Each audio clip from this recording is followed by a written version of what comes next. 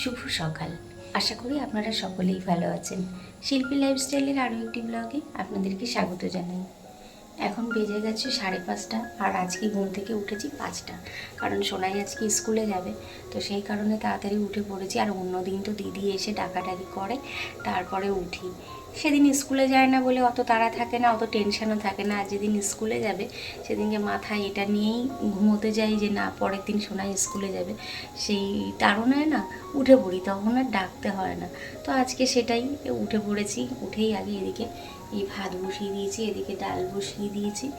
আর দিদিও এখনও আসেনি, চলে আসবে একটু পরেই। ও 5:30টার দিকে আসে, তো বেঁচে গেছে, 5:30 বেজে গেছে, আর ওই 5-10 মিনিটের মধ্যে চলে আসবে। দিদিও চলে এসেছে, ও ওর কাজ করছে, আর আমি এদিকে আলু দিয়ে আর উচ্ছে দিয়ে একটা তরকারি করবো বলে বসিয়ে দিয়েছি, আর ডালটাও বসিয়ে দিয়েছি। 6:30 বেজে গেছে। এখন যাচ্ছে সোনাইকে ডাকতে, ও স্কুলে যাবে, তাই ওকে ডেকে দিতে হবে। আচ্ছা, একটা কথা খুব বলতে ইচ্ছা করছে। যখন আমি ছোট ছিলাম, তখন আমার মা যখন আমাকে ঘুম থেকে ডাকতো, তখন যদি 6টা বাজতো বলতো 7:30। এটা বোধহয় কম বেশি সবার সাথেই হয়েছে, কিন্তু আমি জানেন তো এটা বলি না। কারণ একদিন বলেছিলাম, একদিন 6টার সময় বলছে কি, বাবা 7:30 বেজে গেছে, উঠে পড় উঠে পড়। তো ও ঘুম থেকে উঠে গেছে, উঠে ও ঘড়িটা দেখার পরে আমাকে বলছে, তুমি আমায় মিথ্যে বললে। তো সেদিনের পরের থেকে না, সেদিন আমার খুব খারাপ লাগছে। সত্যি তো মিথ্যে কথা বলেছি ঘুম থেকে তোলার জন্য। যদিও এটা সবার মা ছোটোবেলায় করে, কিন্তু আমি এখন আর সেটা করি না। আমি যেটা বাজে সেটাই বলি, মানে মিথ্যা কথা আর বলি না সেদিনের পর থেকে। তো দেখি, এখন আবার ওকে ডাকবো, কারণ স্কুলে যাবে, তাই ডাকতে হবে। ঘুমাচ্ছে শোনাই, 6:30 বাজতে যাচ্ছে, উঠে পড়ো। ঘুম না ঘুম না, উঠে পড়ো উঠে পড়ো, শিগগিরি শিগগিরি। স্নান করতে হবে কিন্তু, তাড়াতাড়ি উঠে পড়ো। ঘুম পাচ্ছে, মানে রাত্রে একটু লেট করে শোয়, তো সকালবেলা যেদিন স্কুলে যায় সেদিনকে ডাকলেই একটাই কথা, ঘুম পাচ্ছে, আর একটু ঘুমোতে দাও। তা করলে তো আর চলবে না, এদিকে ট্রেন ধরারও তাড়া থাকে, ট্রেনের টাইম অনুযায়ী তো স্টেশনে পৌঁছতেই হবে। চলুন তাহলে ওকে এবার ডেকে তুলে দিই, পরে আবার কথা হচ্ছে। এদিকে সয়াবিনটা বসিয়ে দিয়েছি, আর এদিকে চায়ের জলটাও বসিয়ে দিই। সোনাইও পুরো রেডি হয়ে গেছে, আর আজকে ভাবছি পুরো রান্নাটা একবারে সব কমপ্লিট করে ফেলবো। মানে এখন শুধু সোয়াবিনটা করলেই হয়ে যাবে, বাকি সব রান্না হয়ে গেছে। সকাল সকাল রান্না হয়ে গেলে বেশ নিশ্চিন্ত না, কাজ মনে হয় যে সব বেশিরভাগটাই হয়ে গেছে, মানে রান্না হয়ে যাচ্ছে, মানে অর্ধেকের বেশি কাজ তো হয়েই যাচ্ছে। আর বাকি রইল স্নান আর পুজো, সেটাও আরামসে রেডি হয়ে গেছি। এখন যাব সোনাইকে ট্রেনে তুলে দিয়ে আসতে। এখন বাজে ওই 7:40 মতো, 8টার দিকে ওর ট্রেন, আর একটু টাইম আছে। তো এই ধীরে সুস্থে এখন বেরোবো। আর রান্নাও প্রায়, রান্না সবই করে নিয়েছি, শুধু পরে একবার ভাতটা একটু বসাতে হবে, তাহলেই হয়ে যাবে। দাঁড়ান দেখাই কি কি রান্না করেছি। ভাত আর কুমড়ো ভাজা করেছি, এদিকে আলু উচ্ছে দিয়ে একটা তরকারি করেছি, এদিকে ডাল রান্না করেছি, ডাল সোনাইও খেয়েছে, ডাল দিয়েই ভাত খেয়েছে। আর এদিকে করেছি আলু দিয়ে সোয়াবিন দিয়ে নিরামিষ করে তরকারি। শুক্রবার তাই নিরামিষ। ওকে গিয়ে দিয়ে আসি। কি হয়েছে? ঘুম পাচ্ছে? আজকে ভাত দিয়েছি কিন্তু। হ্যাঁ, এবার ট্রেনও এসে গেছে, আর এই ট্রেন আসার আগে স্টেশনে কত ভিড়, আর ট্রেন যাওয়ার পরে স্টেশন পুরো ফাঁকা। সোনাইকে ট্রেনে তুলে দিয়ে বাড়িতে চলে এসেছি। আর গেছিলাম একটু সবজির দোকানে, অল্প একটু কিছু নেওয়ার ছিল, বলতে ওই কাঁচা লঙ্কা ফুরিয়ে গেছে, তো কাঁচা লঙ্কা আর একটু আদা নিতে গেছিলাম। তো তখন আবার ওটা নিতে গিয়ে আবার টুকটাক একটা দুটো সবজিও নিয়ে নিলাম। কি অসম্ভব দাম সবজির!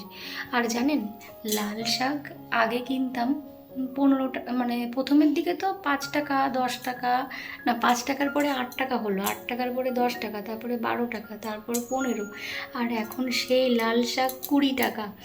আমি তো শুনে অবাক, আমি বলছি থাক বাবা, 20 টাকা দিয়ে আর ওইটুকুনি লাল শাক খেয়ে কাজ নেই, তাই আর লাল শাকটা আনিনি।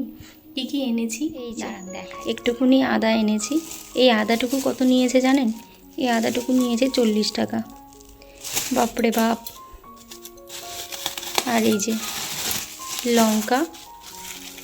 আর আমার ছেলে এই কচি কুমড়ো, মানে এই কাঁচা কচি কুমড়ো খেতে, সেদ্ধ খেতে ভীষণ পছন্দ করে, তাই একটা নিয়েছি। আর একটু ওল নিলাম, আর এই দুটো বেগুন। এখন বেজে গেছে 10টা, আর আমিও স্নান করে নিয়েছি। স্নান করা কমপ্লিট। কিছু জামা কাপড় ছিল সেগুলোও কেচে দিয়েছি, সব কিছু করা হয়ে গেছে। আর সব থেকে বড় কাজ যেটা রান্না, সেটা তো হয়ে গেছে। আর আজকে শুক্রবার যেহেতু সন্তোষীমা পুজো করি, ঘট পাল্টাতে হয়, তাই আজকের পুজোটা দিতেও আমার একটু সময় লাগবে। যেহেতু ঘট পাল্টে পাঁচালি পরে পুজো করি শুক্রবার দিনেও, তো তার জন্য একটু সময় লাগে। তো চলুন তাহলে আস্তে আস্তে পুজোটা করে নিই, পরে আবার কথা হচ্ছে। এখন বেজে গেছে 12টা।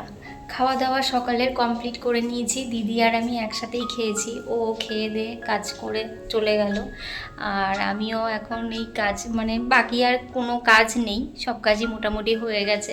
আর আজকে একটু সময়ও পেয়েছি, যেহেতু সকাল সকাল রান্না হয়ে গেছে, সেহেতু একটু সময় পেয়েছি, তাই ভাবলাম কি আজকে একটু ড্রেসিং টেবিলটা গুছিয়ে নিই। আচ্ছা, সবার বাড়িতেই কি এত ধুলো পড়ে? আমি ভাবি শুধু আমার এখানেই পড়ে।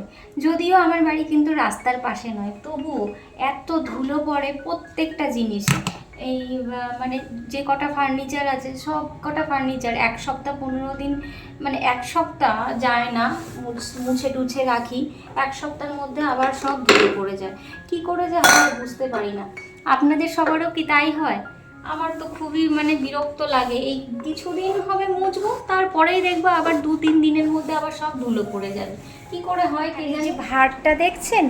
এই ভাঁড়ে হচ্ছে আমার ছেলের টাকা থাকে। আমি প্রত্যেক মাসে ছেলেকে কিছু কিছু টাকা দিই, ও সেই ভাঁড়ের মধ্যে টাকাটা জমায়।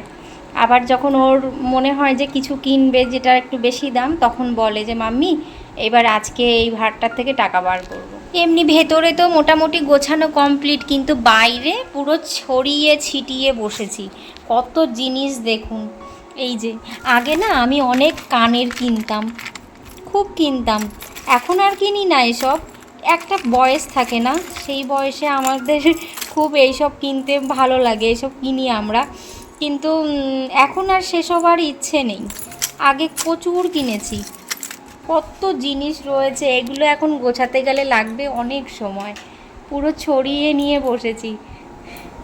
বিশেষ করে স্কুল লাইফে আমরা প্রচুর পরিমাণে এরকম জিনিস কিনে থাকি, তাই না?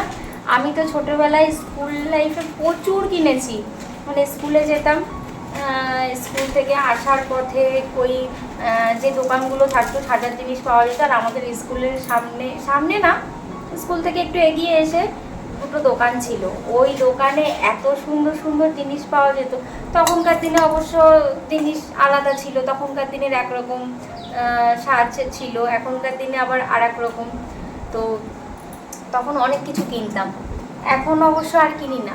আর বিয়ের পরও প্রথম প্রথম কিনেছি, তখন তত বুঝতাম না, কিনতাম এটা ওটা, যেটা পছন্দ হতো মনে হতো সেটা কিনতাম। কিন্তু এখন আর এসব আর কিনতে সত্যিই ইচ্ছা করে না।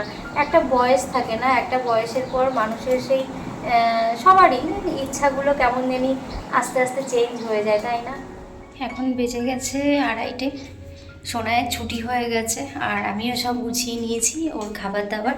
এই এখন বেরোচ্ছি। চলুন তাহলে এখন যাওয়া যাক।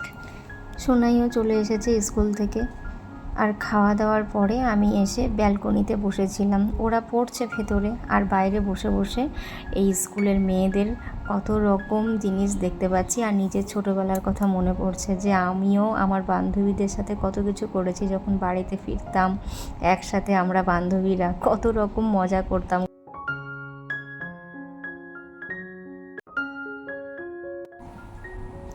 এই এখন ছুটি হয়ে গেছে, আর দুজনে বেরিয়ে পড়েছি বাড়ির উদ্দেশ্যে। আর অন্ধকার হয়ে গেছিলো পুরো। সোনাই বললো একটু ভিডিও করি, তো ও ভিডিও করছিল আর আমি আস্তে আস্তে গাড়ি চালাচ্ছিলাম। চলুন তাহলে আজকের ব্লগটি এখানেই শেষ করছি। আমার ব্লগটি যদি ভালো লেগে থাকে অবশ্যই লাইক কমেন্ট করবেন, আর যারা নতুন দেখছেন অবশ্যই সাবস্ক্রাইব করে দেবেন, আর যারা ফেসবুক থেকে দেখছেন প্লিজ আমার পেজটিকে ফলো করে দেবেন। সবাই ভালো থাকবেন, সুস্থ থাকবেন। দেখা হবে পরের একটি ব্লগে।